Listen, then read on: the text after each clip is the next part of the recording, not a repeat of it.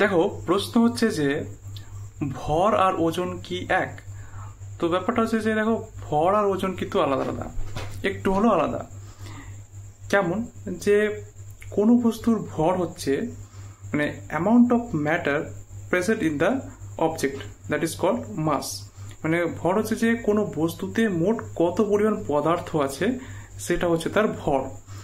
আর ওজন হচ্ছে ধরো যে সে বস্তুটার উপর পৃথিবী বা যে কোনো ধরো মানে তারপর মেন কথা হচ্ছে কোনো বস্তুর উপর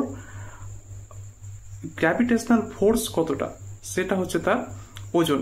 মানে বলা যায় যে ওজন হচ্ছে একটা ফোর্স, যেটার মান হচ্ছে, যদি বলা যায় তার মানে ইকুয়েশনটা কি হবে, তাহলে হবে যে F is equal to M into A. A হচ্ছে এখানে অভিকর্ষ ত্বরণ, যেটাকে আমরা গ্র্যাভিটেশনাল ফোর্স দিয়ে রিপ্লেস যদি করি, তাহলে হবে F is equal to M into G. M হচ্ছে এখানে মাস ইন্টু জি।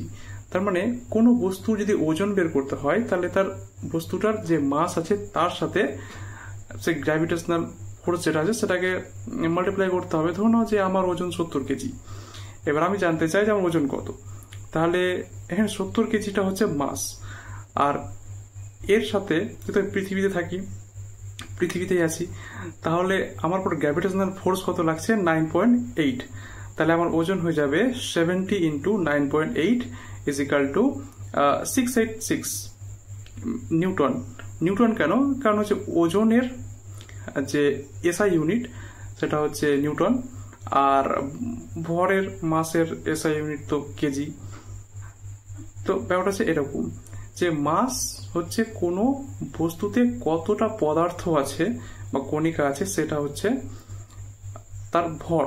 ভর কিন্তু কোনো সময় চেঞ্জ হবে না, ওজন চেঞ্জ হতে পারে।